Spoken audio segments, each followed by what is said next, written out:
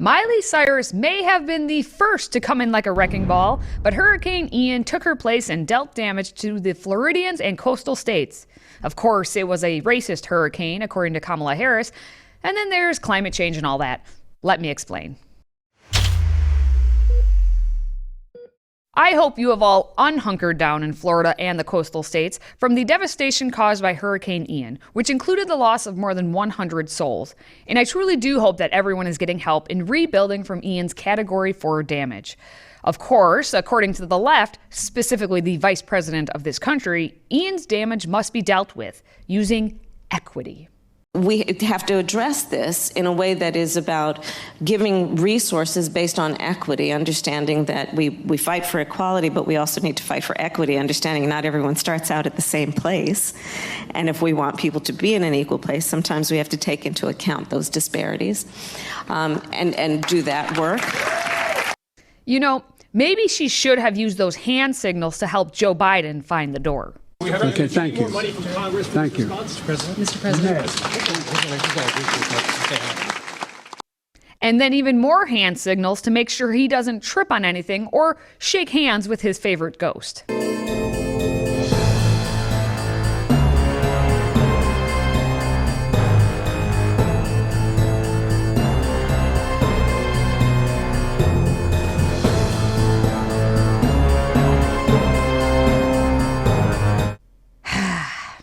Of course, the nonsense that continues to come out of the faces of the president and vice president is pretty laughable. President Biden visited Puerto Rico to survey damage from Hurricane Fiona and to cause his own damage as he attempted to show the Puerto Rican people that he is basically one of them. Well, my name's Joe Biden, and I don't want the headline to read, "Biden brings storm to Puerto Rico." Where is this going? Jill and I we're anxious to be here. You know, I come from the little state of Delaware. It's not like the congresswoman from New York. She's from the big state. But we have a very, in relative terms, large Puerto Rican population in Delaware, relative to our population. We have the 8th largest black population in the country, and between all minorities, we have 20% of our state is minority. And so I was sort of raised in the Puerto Rican community at home politically. And so we came here for a long time, both for business and pleasures. It was never easy for me. I was born a poor black child. Yeah. Also, did Hunter leave a laptop in Puerto Rico as well on those for pleasure trips? Asking for a friend. At least when it comes to helping people and truly governing, there is one person doing his job. The lives lost are much more significant because that's something we can't build back. So those losses are tough. There is property damage, but, you know, I'll tell you, there's a spirit out there, particularly the people of Southwest Florida. They're ready to bounce back. They need some help. We're down there doing it, but they have a lot of grit and determination. I actually was just in one of the shelters, and I'm meeting with women who are 85, 90 years old who survived being in some of the islands, and they're telling their stories, and they're basically, you know, thanking God, but they're so thankful for all the outpouring of support of everybody that is helping our state. And so I just think those who've either donated to FloridaDisasterFund.org, who've come down and volunteered, these groups, just know the people that were impacted by this, who lost everything, they are truly grateful for the outpouring of support. But do they all have the skin color that is approved by Ding Dong? With a hurricane bearing down on his state, the governor of Florida does his job, maintains his wit, and gives us all some common sense. We had the FEMA administrator in Florida with us, and she threw cold water on that. So that is not going to happen. It's totally not appropriate.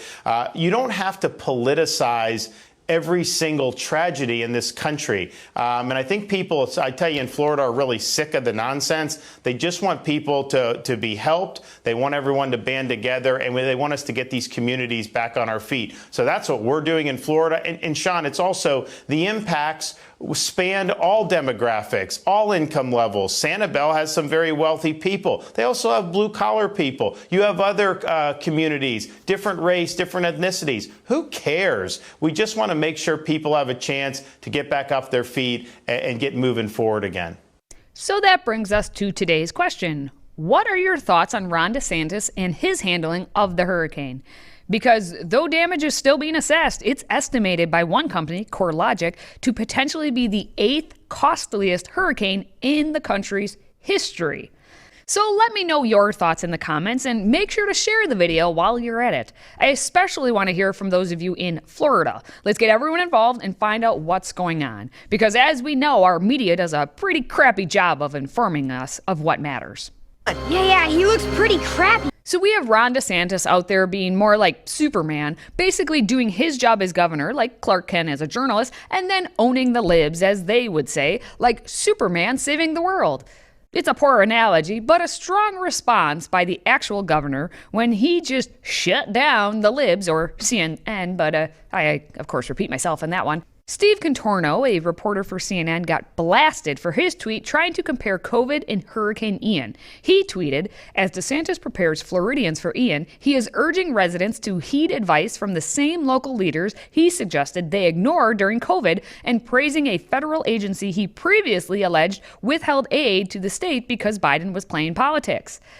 To which DeSantis' rapid response director, Christina Pashaw, responded, because COVID and hurricanes are not the same. If you are seriously equating mask mandates and lockdowns, liberal rain dances that weren't demonstrated to be effective anywhere in the USA, to hurricane evacuations, which are proven necessary from past experience, reevaluate. Pow. And then another CNN reporter tried to get famous to the face of Super DeSantis by questioning the timing for mandatory evacuations for certain areas, including Lee County, because basically they are trying to find anything negative to put on DeSantis as a blame tactic. Why do you stand behind Lee County's decision to not have that mandatory evacuation until the day before the storm? Well, where was your industry station when the storm hit? Were you guys in Lee County? No, you were in Tampa. So that's, they were following the weather track, and they had to make decisions based on that. But, 72 hours, they weren't even in the cone. 48 hours, they were on the periphery. So you got to make the decisions the best you can. I will say, they delivered the message to people. They had shelters open. Everybody had adequate opportunity to at least get to a shelter within the county. But, a lot of the residents did not want to do that. I think probably for various reasons. Some people just don't want to leave their home, period. They're island people, whatever. But I think part of it was so much attention was paid to Tampa that I think a lot of them probably thought that they wouldn't get the worst of it. So, but they did. And I think it's easy to second guess them, but they were ready for the whole time and made that call when it was justifiable to do so. Geez, Governor. I can't believe you didn't know the exact location and exact time the hurricane was going to hit. I just can't believe you didn't know that. But those CNN reporters are known for their trying to get the gotcha moments and then for just loving themselves over and over. Right, Jim? I love myself more than a hurricane loves warm water, moist air, and some converging winds. Acosta? Yes, I would say that. It's very sad. It is very sad. Since there was a hurricane happening, Jim Acosta and CNN obviously needed an expert. Not in actual science and meteorology, but in being a TV science dude back in the 1990s. So they called on their friend and fellow Captain Planet climate changer, Bill Nye. Bill Nye is not actually a science guy. For all the lies I have been told in my life, that one hurt especially much. For when he seemed to reappear after being left back in the 90s, he opened his mouth and has since been spouting this nonsense. But if we don't acknowledge there's a problem, we're not going to get it done. And so I just want to ask conservative lawmakers to cut it out. I understand that you want to get reelected. I understand that you have this primary system which motivates you to get these hardcore conservative voters engaged. But look, you've just cut it out. Remember, everyone, he's a scientist. Except he's a comedian turned into a kids' TV host. But he's super serious right now about climate change. It's no laughing matter. Everybody on the other side to cut it out. We've got hundreds of thousands of people suffering tremendously. Now, come on, let's get to work. This is the United States. Come on, let's be world leaders, for crying out loud. Back to you, Jim. Back to you, Jim, for I'm sure what will be a riveting tale of your bravery for reporting on what everyone else is doing. Meanwhile, another Bill, that being the billionaire fellow nerd Bill Gates, even was like, hold up the climate change silliness, especially when it comes to the argument on eating meat. Bill Gates told Bloomberg's Zero podcast that anyone who says telling people to stop eating meat or wanting to have a nice house will basically change human desires, I think that is too difficult. You can make a case for it, but I don't think it's realistic for that to play a central role. Wait a minute. So what you're saying is, hey, where's the meat? That's quite the change from the past few years when Bill Gates was all in on the fake meat. But I read in one of the interviews you gave in the last week or two, it was just published, you said rich nations should move to 100% synthetic beef. Yeah, unless we can make the cow zero emission, which, I'm not sure we can, we do need to to get rid of those emissions. And, it's not going to happen overnight. The scale up and the innovation still required there is quite large. But yes, zero is a very demanding number, and it doesn't allow you to say, well, all but, the 6% that comes from cows. He flips his comments like he flips his burgers. But for the present, even Bill Gates, notorious nerd who wants to take over the world, is like, the stopping of the eating of the meat won't get you what you think it will get you. So that says something. And on the note of taking over the world, we may just be headed for nuclear war. Us younger generations may not be able to imagine that happening because, after all, we have our great leadership at the top of the military. Like Major Jamie Lee Henry, who's been busy handing out secrets to the Russians when not shopping for Gucci bags to go with his skirt. We are at a loss of men in this country, and apparently a loss of women, as they have now turned into green goblins who just want to beat down teenagers in a subway car.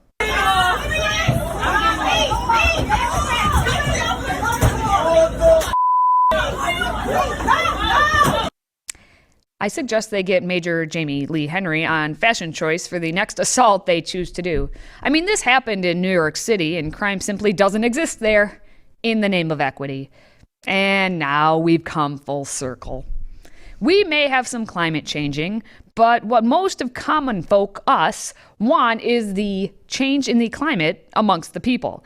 Beating strangers on subways, scoring political points instead of helping someone who just lost their home to a natural disaster, and all the nonsense with equity instead of decency. Let's change the climate. For now, keep giving those Fs, faith, family, and friends, and make sure you share the video, because as I always say, sharing is caring. Until next time, stay healthy, America.